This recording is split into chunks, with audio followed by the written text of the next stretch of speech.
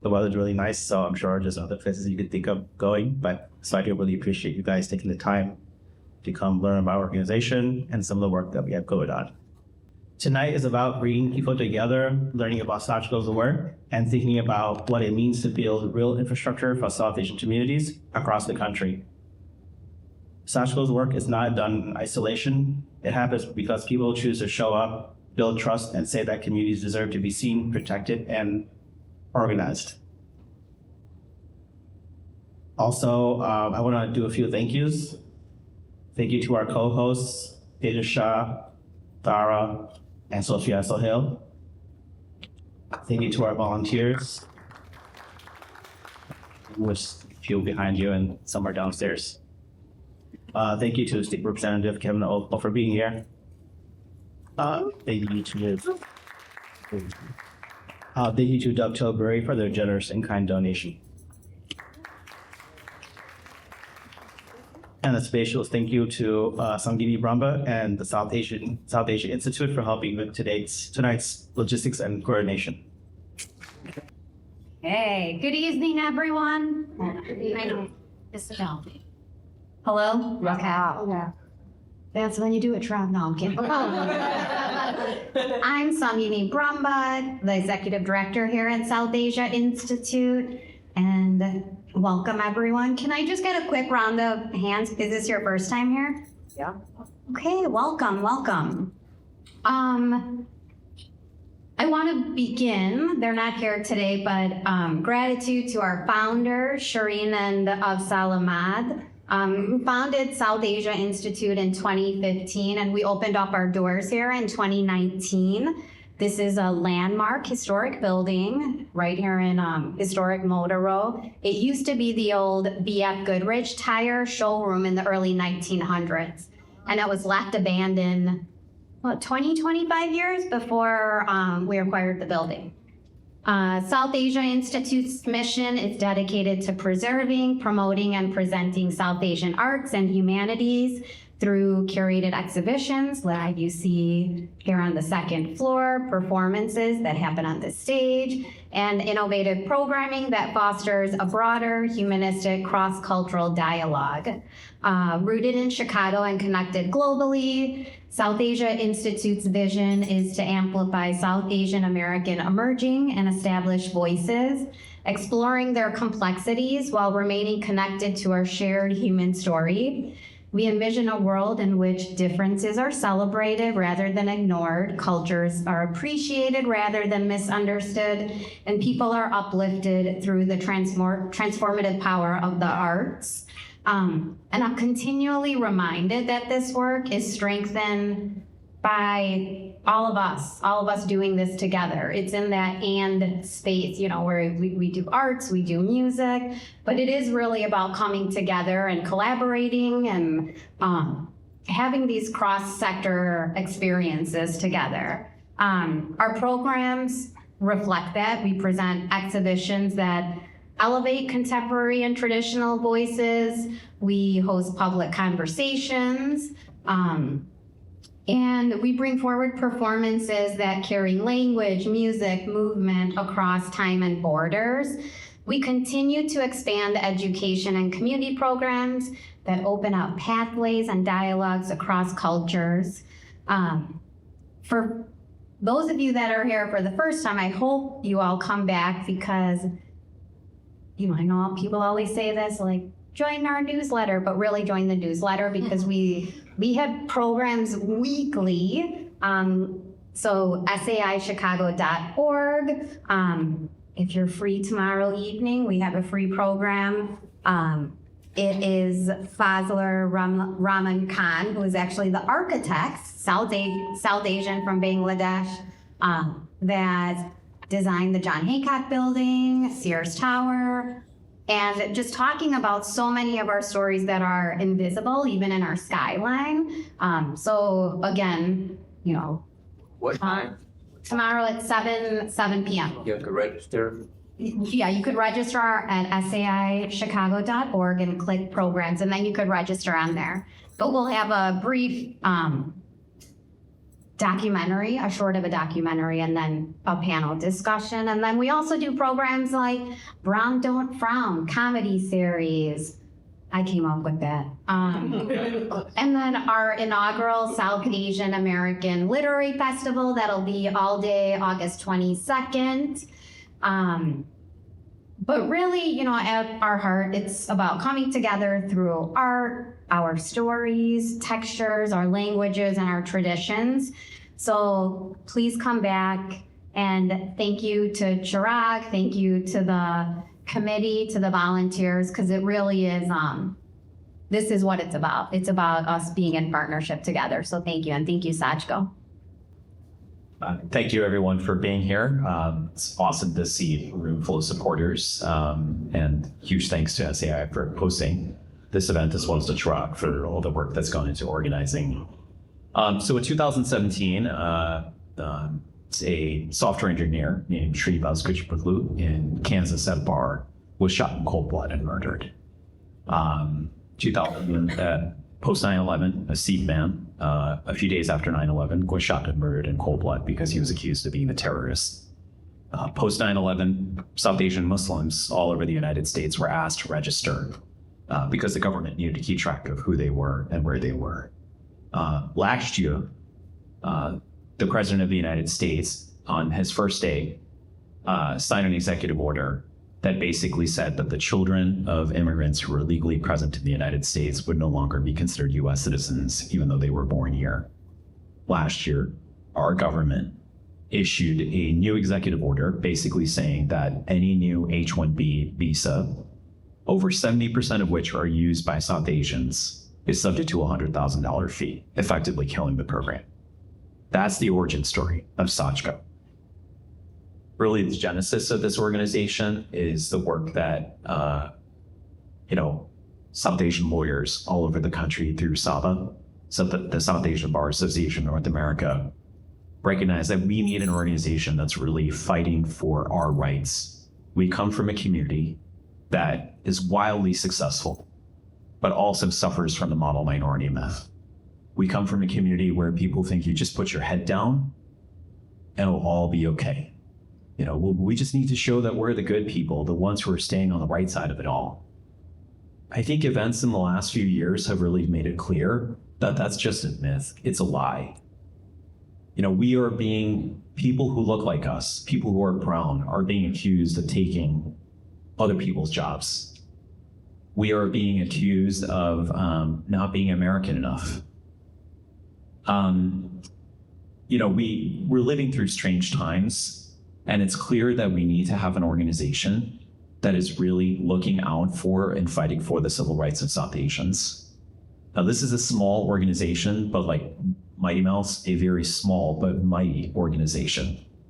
With a staff of only 3 people, in the last year and a half, as Chirag's going to tell you, this organization has been involved in the birthright citizenship litigation, filing an amicus brief in partnership with one of the country's largest and leading law firms.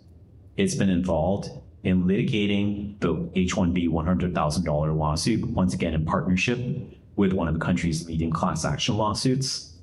And it recently won a lawsuit challenging the president's decision to suspend the processing of immigration applications for citizens of 39 countries in Rhode Island. I cannot overstate for you, and I should add here, I'm an immigration lawyer myself, so I tend to live and breathe these issues. I cannot overstate for you the significance of these issues and the significance of the matters that SAAJCO has dealt with. Now, you all represent a room full of supporters, and that's great. But in order for this organization to thrive, in order for this organization to grow from 3 people to hiring 3 more lawyers or 5 more lawyers, we need to get the word out about this organization to all those non-lawyers out there, to all the folks whose rights we're fighting for, but just don't realize that this organization exists and that this organization needs to exist for our community to have the power and the place it needs in the society. This is really important, and I thank you for being here. Thank you for supporting this organization, and please, please, please use this opportunity to be ambassadors of this organization. This is the first step in what could be a very, very long and fruitful journey for this organization. With that, I'm going to hand it back to Chirag, because I honestly don't know who's going to be speaking next.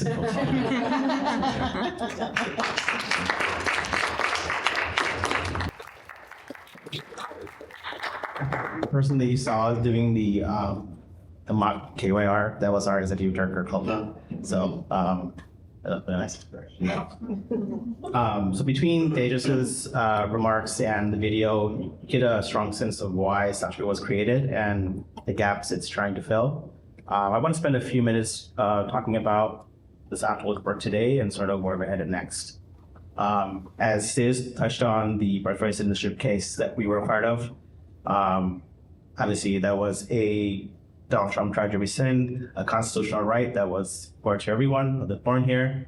SAAJCO helped by bringing South Asian voices to the national conversation through our advocacy brief that was filed, which included signatories from more than 30 organizations across the country, such as the New American Center, Care Chicago, Sacred, and various other SAVA chapters. The goal was to make sure the history, lived experiences, and contributions of South Asians were visible in the legal record and in the broader public conversation. During the Supreme Court hearing, I helped organize the South Asian contingent for a rally in DC. Sure. You'll see some of the pictures from the rally here. So the rally community members, students, partners, and allies came together from across the country on the South Supreme Court, where they were there to say our communities are paying attention, we're directly impacted, and we are ready to show up.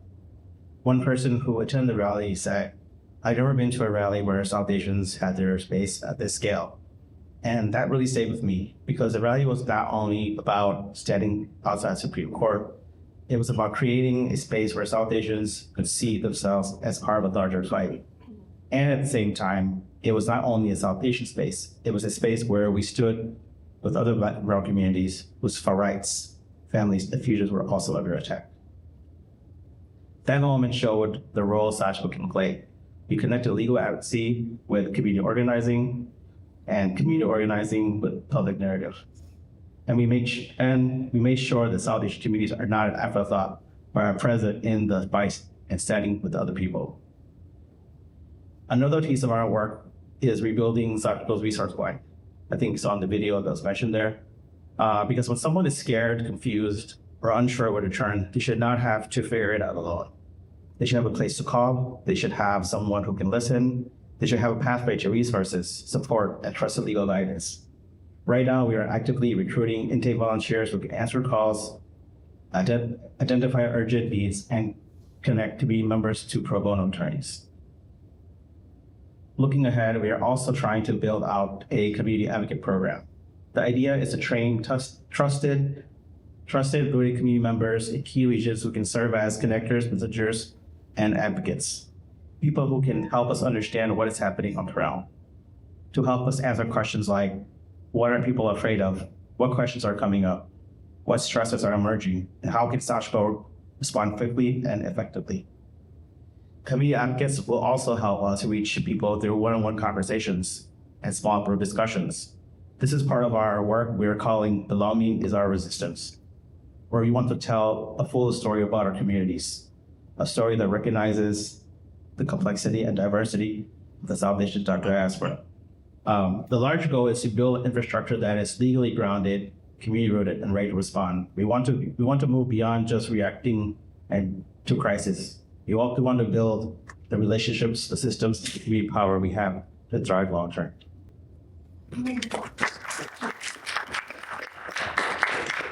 Next, I'm going to have opposing representatives come up and say a few words. Good evening, everyone. My name is Kevin Olical. I proudly serve as state representative of the 16th district, district that includes Skokie, Lincolnwood, and Westridge, and is home to the largest South Asian population in the state of Illinois. And I've had the privilege of serving in this capacity since 2023, and I'm incredibly grateful to be here in support of SAAJCO. Shout out Chirag for inviting me. Chirag and I have worked closely over the years. I'm upset that he left the Indo-American Center, but I'm really grateful that SAAJCO has got a really talented and experienced individual was going to help SAAJCO grow and go the right place. And so excited to see all the great work you do there and continue to do there. I'm part of the reason I'm here is because there has never been a greater need for legal support in our communities. This administration has shown a complete lack of humanity. We have weaponized people's real pain and used fear, used division to pit communities against each other. And while we are decimating our public services, our public institutions, undermining constitutional protections, all while a handful are lining their pockets. And this is a deliberate assault on our most vulnerable. And since the beginning of Operation Big White Blitz, we've watched federal agents all over my district on demand, across the 16th district, pulling people over, asking them, "Are you Indian?" Mothers have been picked up after dropping their kids off at school by ICE. And our businesses have been raided. Indians are the second largest undocumented population in the state. And our community is being profiled. Our neighbors' rights are being violated every single day. We're trying to do everything we can. We, as a state, have refused to give up, to accept any of this without a fight, and have pushed back. The Trump administration has come after us specifically because we hold these values so dearly. We believe in the rights of everyone, and they've tried to break us. And in the legislature, we have done as much as we can at what's in our capacity, like fully funding our Access to Justice program, which expands legal capacity for organizations on the front lines. We've strengthened the Trust Act, which ensures that local law enforcement cannot act as an arm of federal enforcement. And we passed legislation that protects sensitive locations like hospitals, schools, making sure that everyone has a plan in place that federal law enforcement shows up. And yet, these are not perfect solutions. We have seen a lot of challenges. There's been videos out now. We passed a law. The governor signed a law in December saying that federal law enforcement can't enter into our civil courts arresting people. And now we're seeing videos of our sheriffs fist bumping ICE agents as they're assisting them. And so we have to go back. We have to constantly monitor and adjust and adapt. But it's been incredibly challenging. It's been far from perfect, and we have to constantly reevaluate the outcome of books. And the only way that we're able to do this is, we are all working together. Elected officials, legal organizations, community navigators, attorneys, volunteers, and the right organizations rooted in our community. And so, that's why I'm so proud to stand here with SAAJCO. We need a dedicated civil human rights organization rooted in our community. It is not a luxury. It is a lifeline right now. And there are South Asians across the country who are desperate for legal help that do not know where to turn. And so Illinois will continue to fight through the infrastructure that we have. But I know there are South Asians in states who do not have the ability to reach community organizations that we have here. And so our community is deeply woven into the immigration story of our country. And we must step into this fight in ways that we have not done before. And so the need for SAAJCO has never been greater. And we are truly at a turning point. How we respond in this moment is going to determine the course of our country for a generation. And so you have my commitment I want SAAJCO to know that you have my commitment as a partner in this work. I thank you for all that you're doing, and excited to see all the work that will do together. Thank you. Good evening, everyone. My name is Tara Rogbin. I'm a partner at Benish in Chicago. I'm the IP attorney. You're probably wondering, why is an IP attorney standing in this room on behalf of SAAJCO? I'm also the former, it's been a couple of years, president of the South Asian Bar Association of North America. I was a foundation trustee for a couple of years when SAAJCO came into place. And so I've seen the birth of SAAJCO and why it started, and the passion in which the executive director, all the staff, and everyone, including Chirag, had for this organization. And I know what kind of impact it could have in our country and in the greater South Asian diaspora, and how much the need exists in our communities. I'm going to tell you a little bit about how you could potentially help SAAJCO. For the lawyers in the room, I know a lot of you are busy. I know a lot of you do a lot of things and commit to a lot of different organizations. And I'm going to talk to you about how you could potentially commit to SAAJCO in either minimal ways or maximum ways. And I'd like to talk to you about all kinds of things that we can do. The first is the most simple one. There's a pro bono resource line that SAAJCO has set up. Think 25 minutes, a virtual consultation, issue spotting, and general guidance, and in pointing someone to the right person to connect with. Cases are become pre-screened, are triaged, and it's fully remote. And you could take as little as 1 or 2 consults a month with malpractice coverage provided. And if you're licensed anywhere in the United States, or even if you're not, and if you're particularly, especially in immigration, family, or civil rights, or speak a South Asian language, you are exactly what SAAJCO is looking for. So that's one option. The second is limited scope representation for matters that need a little more than advice, not a full case, but take on one discrete, defined task. SAAJCO is looking for a meaningful impact, manageable commitment, and will have SAAJCO's support behind you. Third, as Tejas and Chirag noted, there's a lot of impact litigation and advocacy work going on right now. Obviously, there was the most recent birthright citizenship Supreme Court argument and quite a bit of impact litigation that SAAJCO is delving into. If you're positioned to shape or know anyone who's positioned to shape precedent or lend your voice to a high stakes case or appeal, SAAJCO is looking for partners on cases that protect our communities at a systemic level. So here's my ask. Whether it's one consult a month or a landmark case, your time, not just your money, but your time, is needed to help make sure our communities have access to legal guidance when it matters most. If you have time, come and connect with any of us after this programming is done to see how you can get involved. Thank you. Thank you so much. Make some noise for Chirag for organizing this.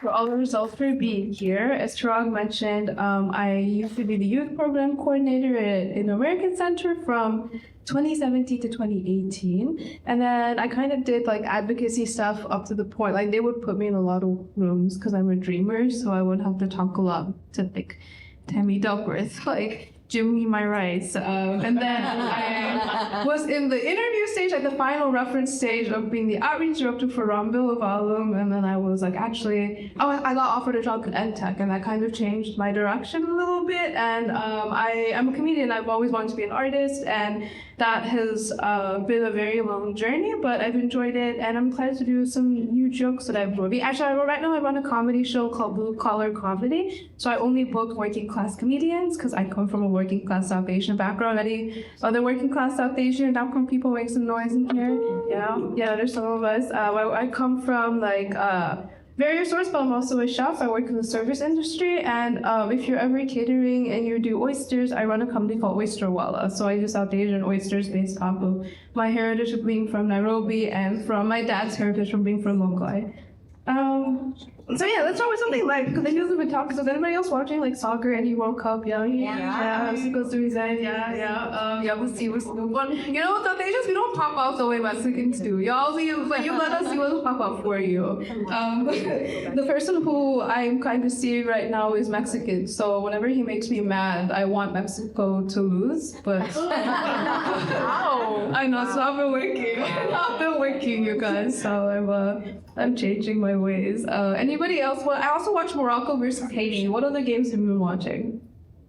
Norway versus who? Literally anyone, but they're very fun. Oh wow! You watching Norway? Yeah, I love the replays they did. Did anybody watch the game last night?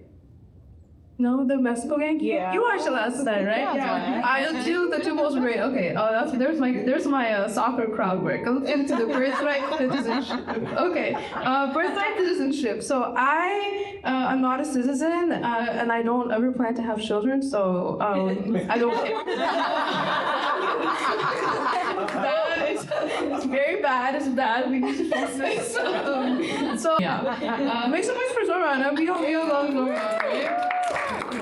I'm not saying I want to be the mayor. But it's clearly working out for Zoran, right? So maybe I could also be the bear, right? Anybody here also from like East African Indian? There's one of you only one of us. We're rare. But I think that I could be okay. Let's talk about issues. Okay, so let's pretend this is a town hall. Let's pretend I'm running for mayor. Someone just give me an issue. Let's talk about it. Potholes. Okay, clearly we need to get people to fix them. Like, I don't understand. Like, literally, women will just get up and go to the office and be like, what's happening? That person, like, they'll figure it out. I feel like women get things done. You know, I don't know.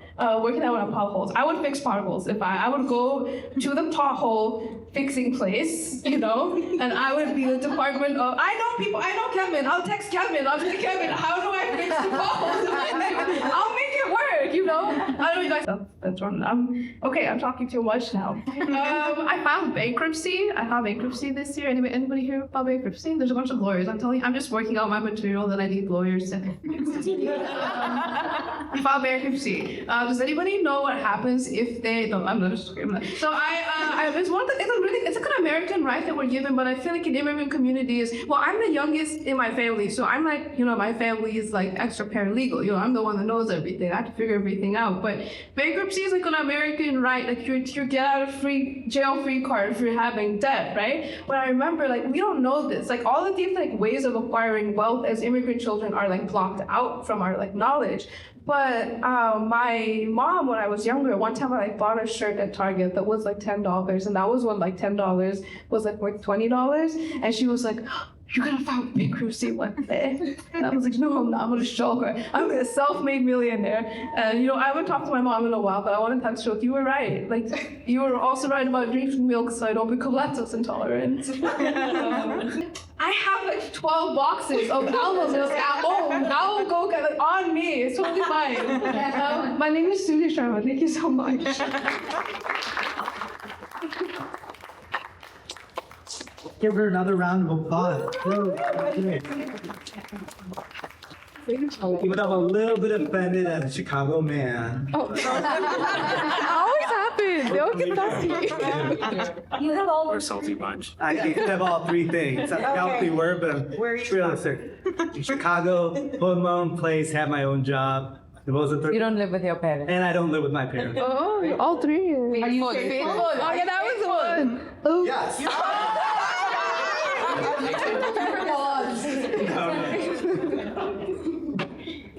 Good evening. Good evening. I'm the last performance tonight. My name is Sufyan Sohel. I'm a civil rights attorney and a social impact strategist. I'm also a supporter of and advisor to SAAJCO. You saw me earlier. SAAJCO and SAPRI, we have Shobna here in the back. They led this Engaged Communities series, uplifting a lot of the issues faced by our broader communities. And it was a delight to talk to different leaders around the country, uplifting a lot of these issues. Because sometimes we don't know what others around us and near us are experiencing, and it's important that we uplift them.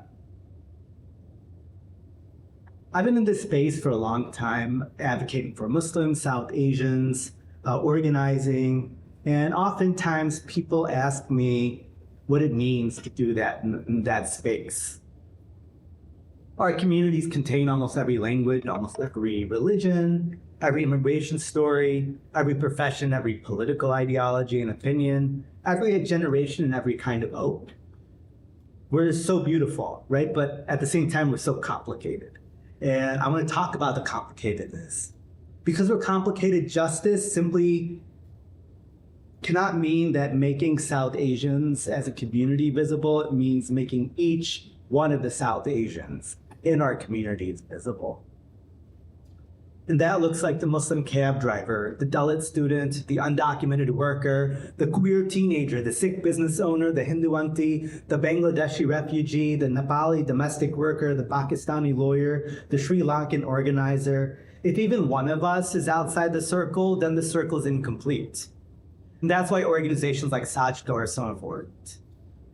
Not because they speak for every South Asian, but because they insist that every South Asian deserves dignity, safety, belonging, and power. We're reminded that our communities are not a monolith, and our movements should not be either. In a moment when so many people are trying to flatten us into stereotypes or use us as political props, SAAJCO is doing something different. It's trying to tell the full story. And telling that full story requires real courage. We've heard it a lot today, right? It means speaking out against ICE targeting us and our neighbors. It means speaking up against Islamophobia. It means speaking against caste discrimination. It means speaking against anti-immigrant rhetoric and policies, anti-blackness, religious nationalism, colorism, xenophobia, homophobia, sexism, and every system that teaches us that some lives are worth more than others. And as we look around locally, globally, that's the systems that we're a part of. Because not only are those harms coming from governments or institutions, but often they're coming from our own families, our own communities, or our own organizations. Solidarity is not silence. Solidarity is love strong enough to tell the truth.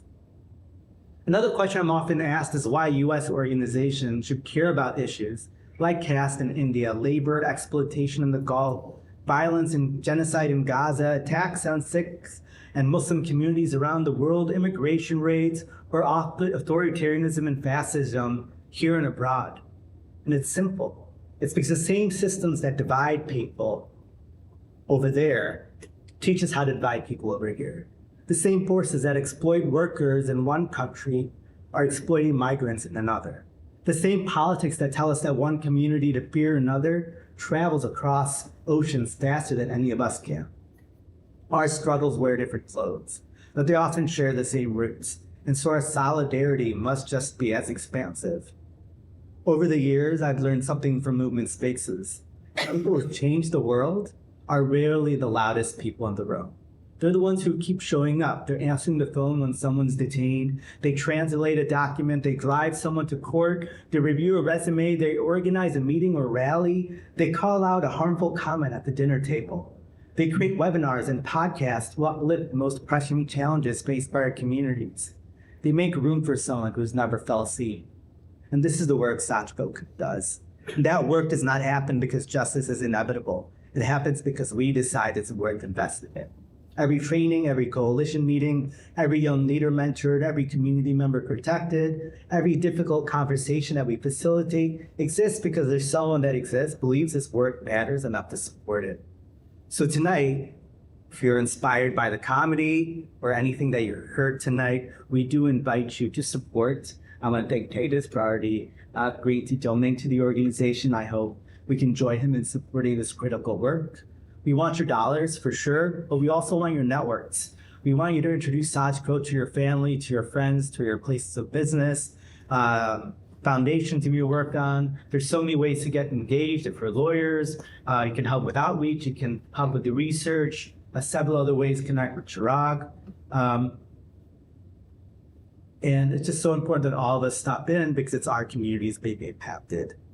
I want to leave with one final thought. Today in Islam, it's the day it's called Ashura. For Muslims, we're fasting. A lot of us are fasting today. I'm hungry. I'm thirsty. 7 more minutes until I can fast, so you have me until then. But it's the day that we commemorate when God saved Moses and the descendants of Jacob from the Pharaoh, parted the Red Sea, so that the people could escape from Egypt. And it's a reminder that history is always asked the same question. When power is abused, where will we stand?